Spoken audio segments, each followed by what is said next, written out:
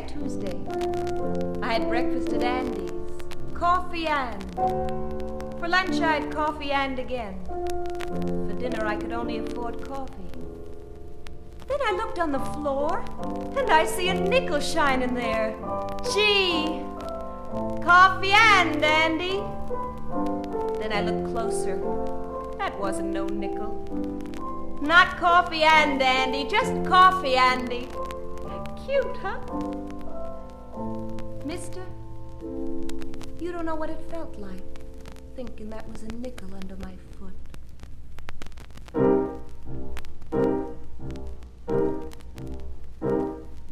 Maybe you wonder what it is makes people good or bad. Why some guy, an ace without a doubt, turns out to be a stinker, and the other way about. I'll tell you what I feel, it's just the nickel under the heel.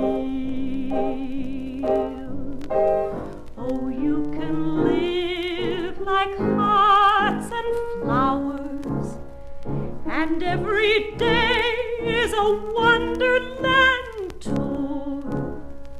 Oh, you can dream and scheme and happily put and take and put. But first be sure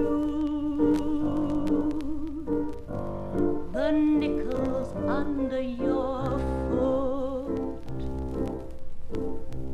Go stand on someone's neck while you're taken. Cut into somebody's throat as you would. For every dream and schemes depending on weather, all through the storm, you've kept it warm. The nickel under your foot. And if you're sweet, then you grow rotten. Your pretty heart covered over with soot.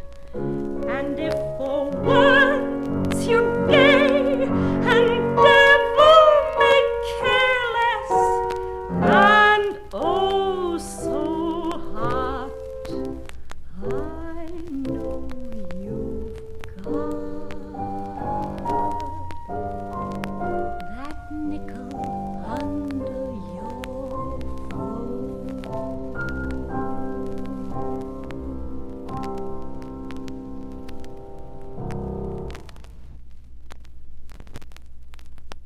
The Nickel Under the Foot comes from the stage work called The Cradle Will Rock. I wrote both the words and the music at white heat during 5 weeks in 1936. Its first paid public performance at the Venice Theater in New York City in June 1937 provided one of the most curious and, I am informed, spectacular evenings in the history of the American theater. It isn't often that the opening of a play in New York is the touch-off for a front-page spread in all the next day's papers. The story of the Cradle's opening has taken on a somewhat legendary gloss and blur over the years, and there are many embellished and apocryphal versions of it. I'm going to try to tell it now as I remember it, the things I know to be facts and the things that others present told me. When I played The Cradle Will Rock for Orson Welles, he was just 21, but already an extravagantly brilliant and magnetic theater man. He fell in love straight off and made me promise that no matter who should produce it, he would do the staging, and I was glad to agree. Many producers then toyed with the notion of putting it on. All of them dropped it. It was considered hot stuff politically, since it dealt with a rising struggle for unionism in America, specifically in the steel industry, at a time when the combine known as Little Steel was all over the newspapers with its union problems. Finally, Wells and John Houseman decided to produce the work at the Maxine Elliott Theater under the auspices of the Federal Theater Project, which they had joined. That organization was government subsidized during the Depression days, and everyone from the charwoman who swept the theater floor to the most ambitious producer earned the same $28 a week. It is not very fashionable these days to refer admiringly to the Federal Theater Project, and yet it was responsible for a great number of today's writers, stars, directors, and stage designers. We had unlimited time to prepare the production, and we had really quite extraordinary talents in every department at our disposal. The rehearsals moved towards a state of perfection rarely attained in our present-day theater.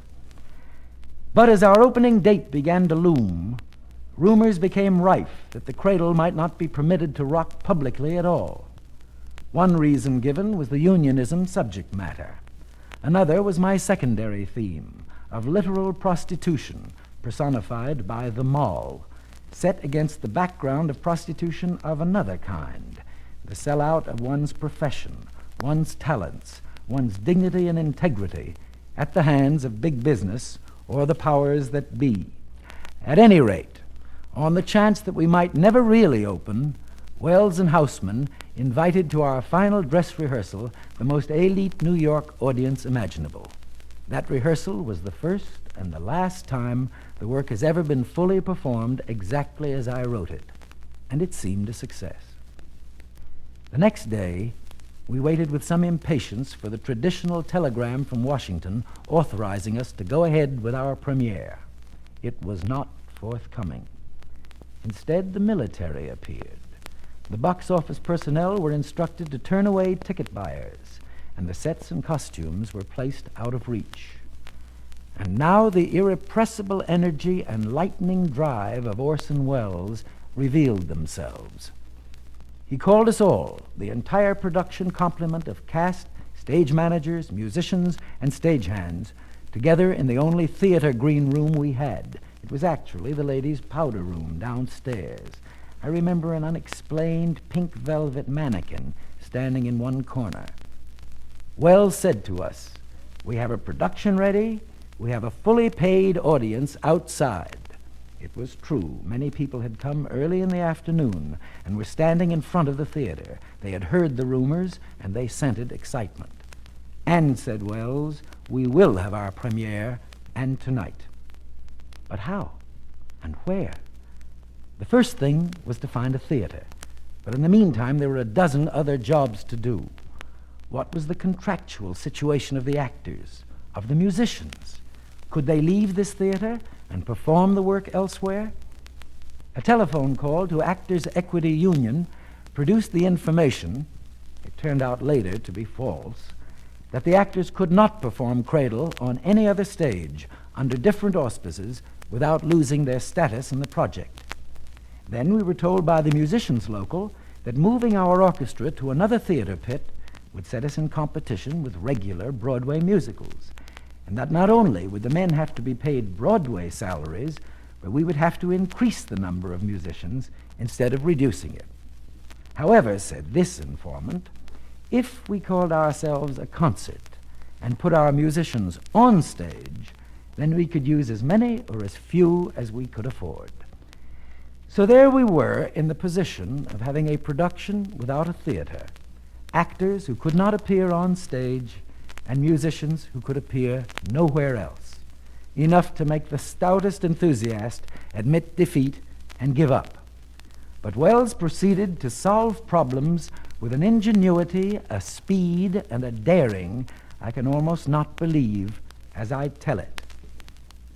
To the actors, he said, "You may not appear on stage, but there is nothing to prevent you from buying your way into whatever theater we find. And then, why not get up from your seats as first-class American citizens, speak your piece when your cue comes?" About the music, Wells, consulting Houseman, decided we could afford only one musician, which would be myself at a piano on stage. I had indeed played and sung the work so often for prospective producers. We used to call it my Essex House run. And I had done so many rehearsals with our actors that I felt quite confident and nothing loath. At once we all began to catch fire. The ladies' powder room of the Maxine Elliott Theater became a beehive of activity, an arsenal of planning. Newspaper agencies, reporters, and photographers were summoned with the word that something was up. By this time, it was 6 o'clock in the evening. A large crowd had gathered in front of the house, undaunted by military or box office pronouncements of no show tonight. Wells wanted to keep them there, so he sent out 2 of our actors to sing songs from the Cradle and entertain them until we could tell them where to go to see the production. And still no theater. It was summertime, and most empty theaters were in mothballs and probably wouldn't contain a piano anyway. Houseman dispatched little Jean Rosenthal, our production manager, then a pint-sized child just out of college, with a $10 bill in her hand. She was to board and commandeer the first available truck on the street and circle with it around the block, while we tried to locate a rentable piano. We found one by phone. Yes, the landlady downtown said we could borrow her piano. So Jeannie was shouted the address. For once out of the theater, you didn't get back in, with instructions to wait, piano in her pocket, until phoned where to deliver it. We were by now collectively tearing our hair with frustration at the lack of a theater. And then a little man who had been with us for quite some time sighed and said, "You'll have to take my house, I guess."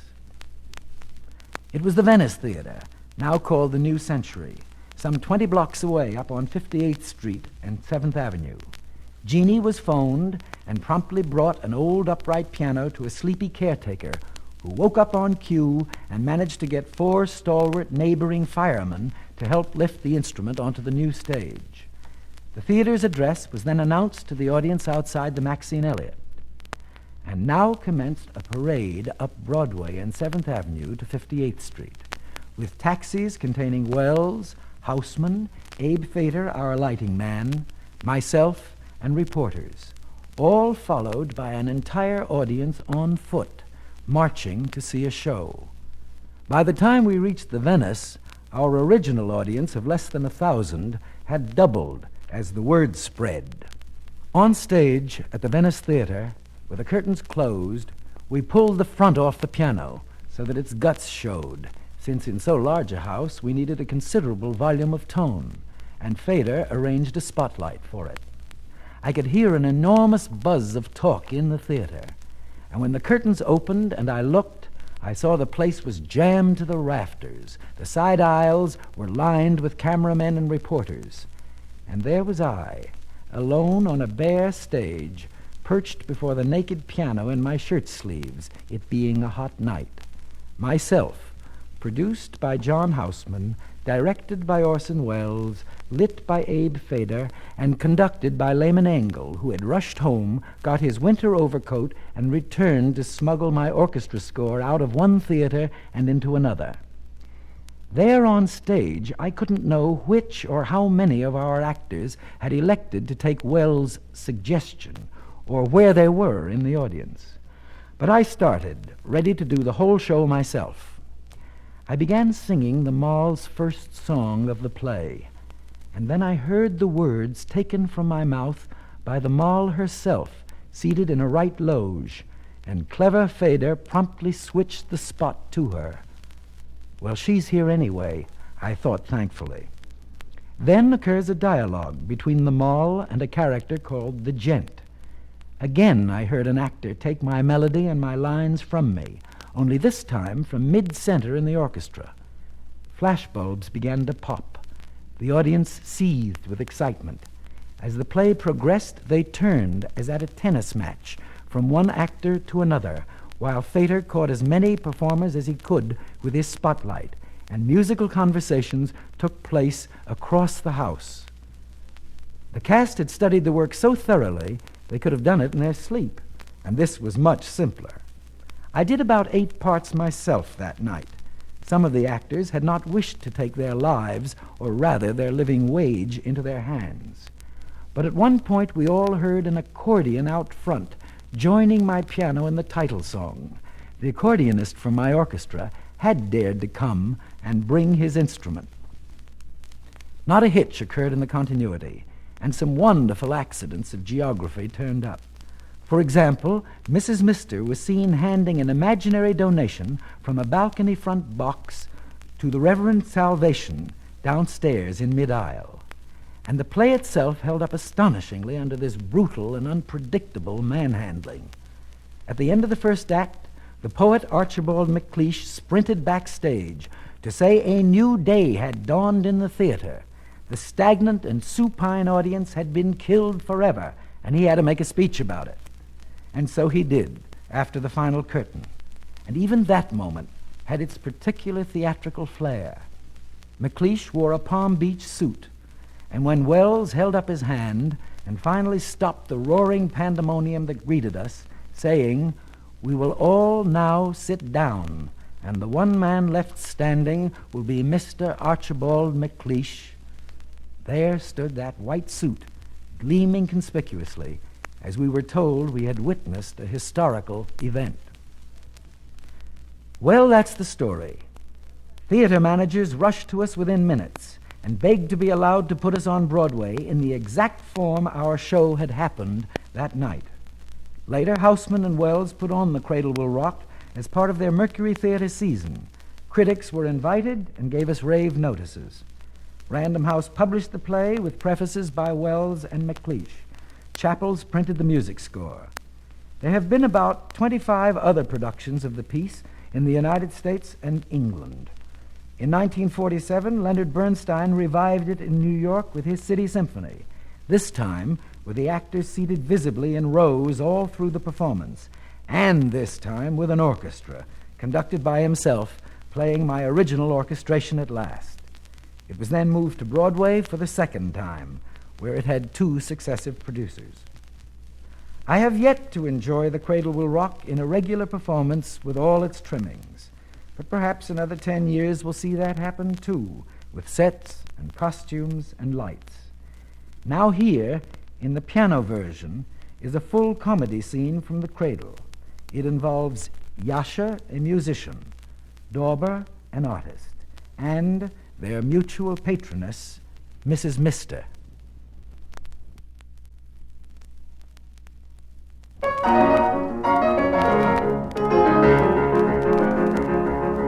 Well, if it isn't my old friend Dauber, the artist. Well, if it isn't my old friend Yasha, the violinist. He has to be here today. Of all the people who walk into a hotel lobby, I meet him. How's the concert business?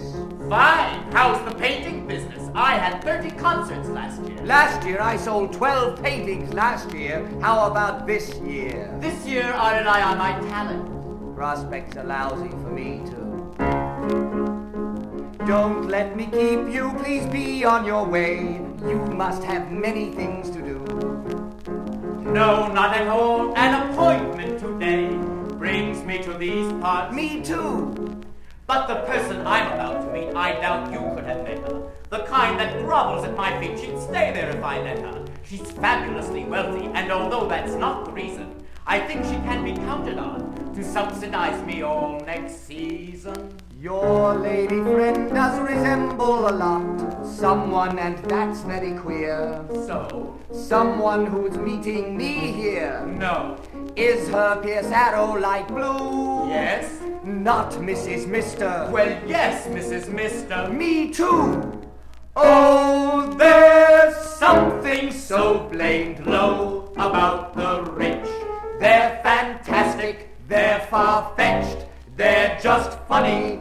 They've no impulse, no fine feeling, no great itch. What have they got? What have they got? What have they got? Money.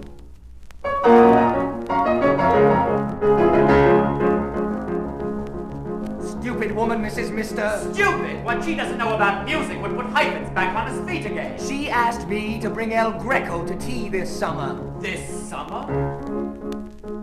Oh, so she mentioned the summer to you. Did she say where she will be?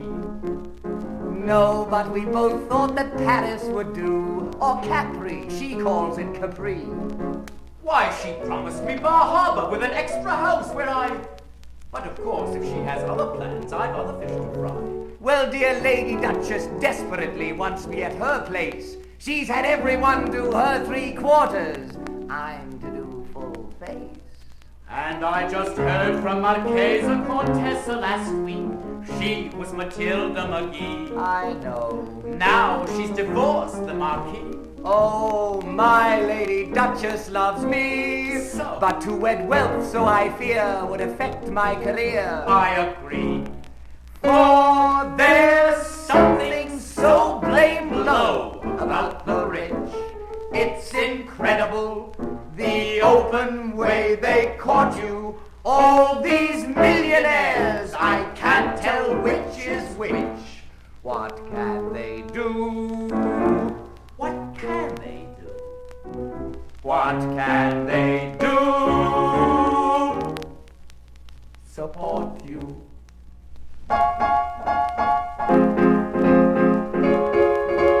Ah, there you are, you two. And together. Who says I haven't brought about a union of the arts? Painting and music. Twin flowers from one stem. The spirit. Yasha, those horns are perfect. Imagine he went and had the horns of my Pierce Arrow tuned to that motif in Beethoven's Egmont Overture. You know. Ta-ta-ta-ta-ta-ta-ta-ta. You. Dauber, I had an argument with Hallie Vacuum at lunch whether Picasso has curly hair. Now, don't tell me I couldn't bear it if he was bald. The weekend. You're both coming to me for the weekend. Oh, yes. Ask us again and again, Mrs. Mister. Ask us again. We love it, please, now and then.